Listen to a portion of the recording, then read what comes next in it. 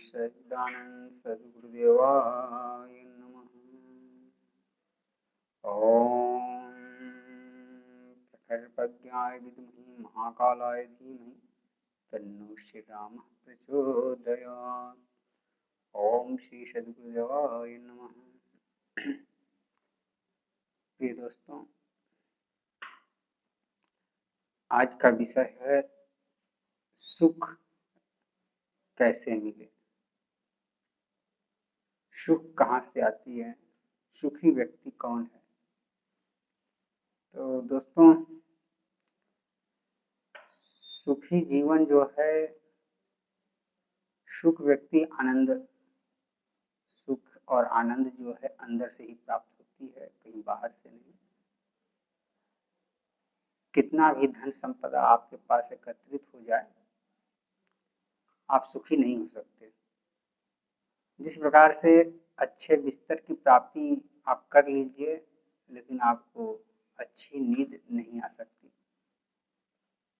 अच्छा से अच्छा भोजन प्राप्त कर लीजिए, लेकिन भूख नहीं मिल सकती। अच्छा से अच्छा धन संपदा सब कुछ प्राप्त हो जाए, लेकिन आपको सुख नहीं मिल सकती उससे, जब तक आप अंदर से सुखी न हो पाए, अंदर से आपका मनोभाव सुखी न हो पाए, आपके अंदर की आत्मग्लानि खत्म न हो जाए, तब तक आप सुखी नहीं हो सकते। इसी पर आधारित पावन प्रज्ञा पुराण में एक कथा आती है कि एक राजा को एक बीमारी हो गई थी। अब उसको बीमारी का पता लगाने के लिए तमाम प्रकार के वैद्यों को इकट्ठा किया गया, लेकिन कोई भी वैद्य उसकी बीमारी को नहीं बता पाए। उनकी बीमारी पता नहीं चलती थी कि उनको हुआ क्या है। सारे उनके राज्य के वैद्य और दूसरे पड़ोसी राज्यों के भी वैद्य आ करके राजा को बीमारी का पता लगाने में सफल नहीं हुए। तो बहुत परेशानी हुई। राजा जो है बीमार से बीमार, कोई भी काम नहीं करता था, मन भारीपन रहता था और कोई रोग व्याधि उसके शरीर में मालूम नहीं चल पाती थी। राजा जो है सभी वैद्यों को दंड देता था कि तुम्हें कैसे वैद्य हो जब तुम्हें बीमारी नहीं पता है। एक व्यक्ति पहुंचा वहां पर वैद्य, और उसने जब देखा तो उसे बीमारी का पता नहीं चला।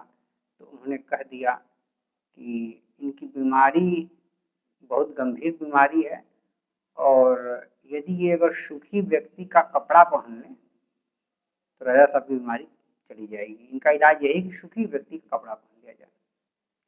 और उसके बाद राजा जो है आदेश देते हैं, बहुत से सेवादार सेवक जो है गांव-गांव में जा करके, गली-गली जा करके सुखी व्यक्ति की तलाश करने लगते हैं।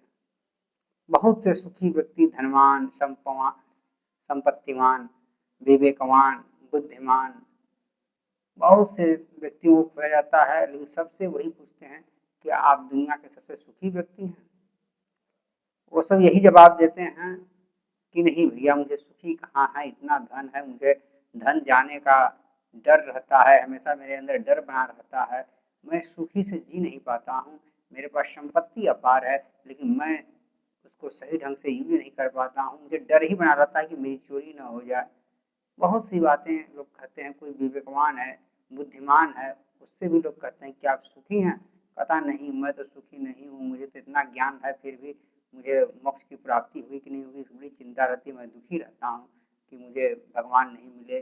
तमाम प्रकार की बात। भक्त के यहाँ गया तो भगवान नहीं मिले, विद्वान के पास गया तो ज्ञान नहीं है उतना। अभी तो हमसे भी बहुत अच्छे अच्छे ज्ञानी लोग बैठे हुए हैं, और ज्ञान है तो फिर मुझे भगवान मुक्ति क्यों नहीं मिली। तमाम प्रकार की बातें हर व्यक्ति से सुना गया। उन्हें ये मालूम नहीं चल पाया कि कौन है सुखी व्यक्ति। अंत में पहुंचे, एक खेत की तरह जा रहे थे। वहां पर एक किसान जो है बैल की 2 जोड़ी लेकर के हल चलाता हुआ, खूब मस्ती में अपना गीत गाते हुए, खूब गुनगुनाता हुआ खेत को जोत रहा था। और जब सिपाही उनको देखे तो पूछे कि अरे किसान, क्या तुम सुखी हो? किसान कहा कि हाँ सरकार, हम तो सुखी हैं, हमें क्या दुख है। आराम से खेत में भगवान के कृपा से जो भी अन्न पैदा होता है उसे मैं खाता हूँ, पीता हूँ, हमारे बच्चे और पत्नी सब खाते हैं। इसमें चिंता की बात कोई नहीं रहती, एकदम हम लोग आजाद हैं एकदम। हमको तो लगता है कि संसार में सबसे अधिक सुखी हम ही हैं। भाई सेवादारों और सैनिकों में बड़ा संतुष्टि हुई कि चलो बहुत तो खोजे, महीनों लग गए खोजते खोजते, कोई तो सुखी व्यक्ति मिल गया। तो उसने कहा कि चलो हमारे राजा के पास, राजा तुम्हें बहुत बड़ा इनाम इनाम देंगे। तो अपना सुखी व्यक्ति को लेकर के सभी पहुंचे राज दरबार में। राज दरबार में पता चला कि सैनिक जो है, सेवादार जो है, सभी लोग मिल करके एक सुखी व्यक्ति को लेकर आए हैं। राजा के सामने पेश किया गया। राजा बहुत खुश हुआ और तुरंत बोला, क्या तुम संसार के सुखी व्यक्ति हो? कहेंगे हाँ भैया। राजा साहब, हमारे पास कोई भी गम नहीं है, कोई भी दुख नहीं है, भरपेट अपना आराम से खेत जोतता हूँ, पौधा लगाता हूँ, सींचता हूँ, जो भगवान की कृपा से जो अन्न मिलता है उसको खा करके मैं पेट भर लेता हूँ। तो इसलिए हम दुनिया के सबसे सुखी हैं, हमें कोई चिंता नहीं है, कोई डर नहीं है, कोई फिक्र नहीं है।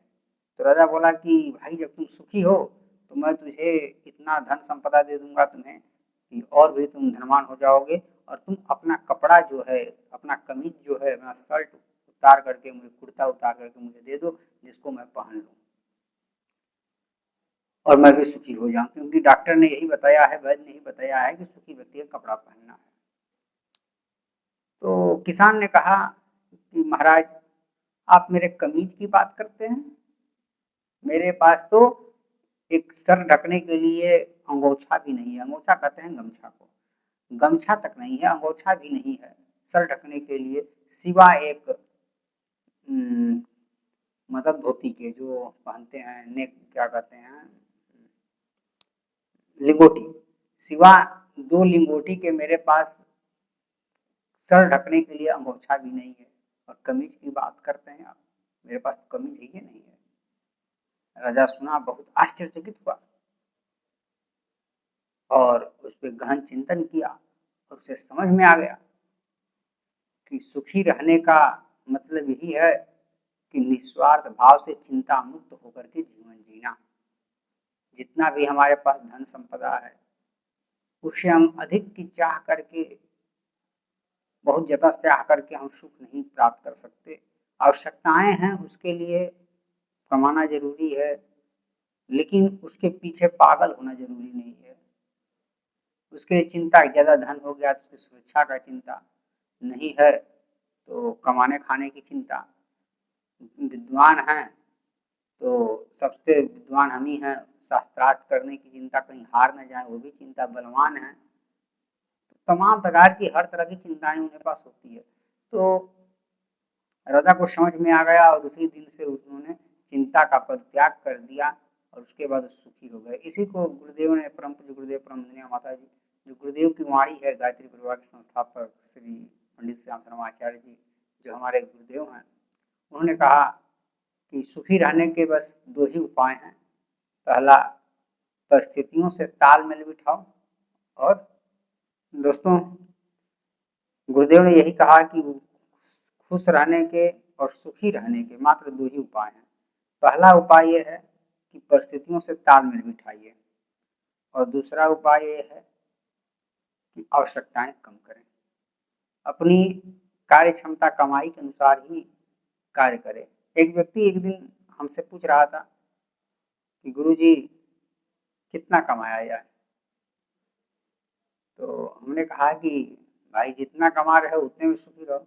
है कि आजकल इतना खर्च बढ़ गया है और भविष्य के लिए पैसा भी रखना जरूरी है, बच्चों की पढ़ाई के लिए, उनकी शादी के लिए, विवाह के लिए, तमाम प्रकार की बात। तो और 20 से 25 हजार रुपया महीने का खर्च हो जाता है, तो हमें उसका कम से कम 50 हजार 40 हजार कमाना होगा, तभी तो हम भविष्य के लिए कर सकते हैं। तब उन्हें यही हमने बताया कि अगर 40 हजार आप कमा रहे हैं तो 40 हजार खर्च हो रहा है तो 80 हजार कमाने की चेष्टा करेंगे। 80 हजार खर्च हो जा रहा है तो 1,60,000 कमाने की कोशिश करेंगे, 1.5 लाख कमाने की कोशिश करेंगे। तो ये कभी पूर्ति नहीं होगी और आप हमेशा दुखी में रहेंगे, दुख होने रहेगा। अगर आपको सुखी रहना है तो आप जितना कमाते हैं उसी में खर्च करके और बचाने की कोशिश करें। यानी कि हमारे गुरुदेव की वाणी जो है, परिस्थितियों से अपने तालमेल बिठाइए और आवश्यकताओं को कम करें, फिजूल खर्च को कम करें। आप सुखी रहने के यही 2 उपाय हैं और आप सुखी रह सकते हैं। दोस्तों, सुख रहने का यही उपाय है। इसके अलावा मैं मतलब कि अपनी वाणी को विराम देता हूँ। आप लोग इतना सा समझिए। ओम शांति शांति शांति।